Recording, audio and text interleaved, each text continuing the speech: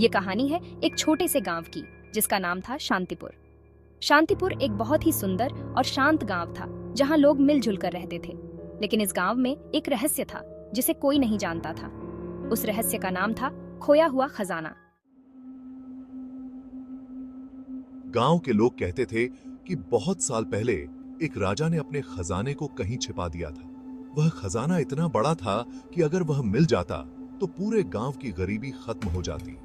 लेकिन उस खजाने को ढूंढना आसान नहीं था।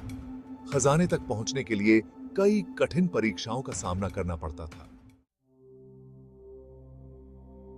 एक दिन गांव के एक छोटे से लड़के जिसका नाम अर्जुन था ने इस खजाने की खोज करने की ठानी।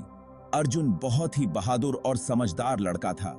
उसने अपने माता पिता से अनुमति ली और खजाने की खोज में निकल पड़ा। जाओ बेटा, भगवान तुम्हारी रक्षा करें और तुम्हें सफलता मिले। अर्जुन ने अपने सफर की शुरुआत एक पुराने नक्शे से की जो उसे उसके दादाजी ने दिया था। नक्शे में कुछ रहस्यमयी संकेत थे जो खजाने तक पहुंचने का रास्ता बताते थे।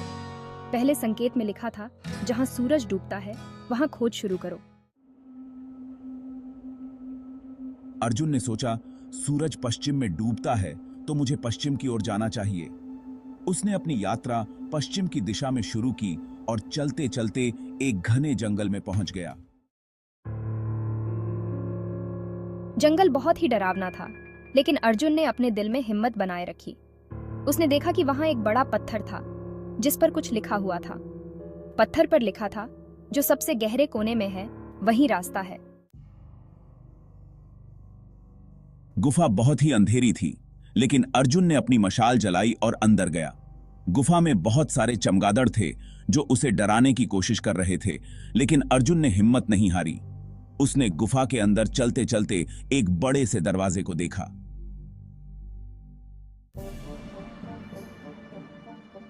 दरवाजे पर एक पहेली लिखी थी, जो सच्चाई की आंखों से देखेगा वहीं अंदर जा सकेगा। अर्जुन ने सोचा और अपनी मशाल को दरवाजे की ओर उठाया।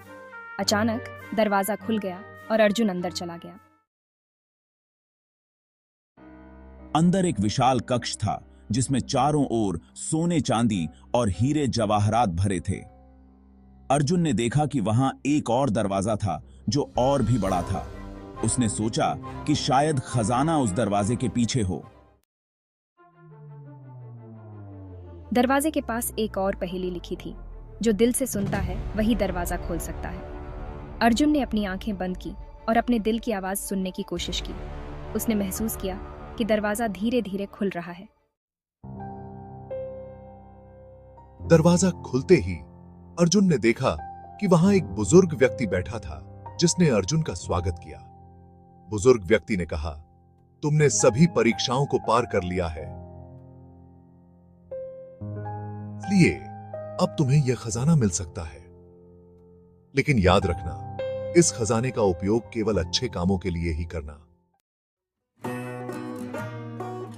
अर्जुन ने बुजुर्ग व्यक्ति को धन्यवाद दिया और खजाना लेकर गांव वापस आ गया।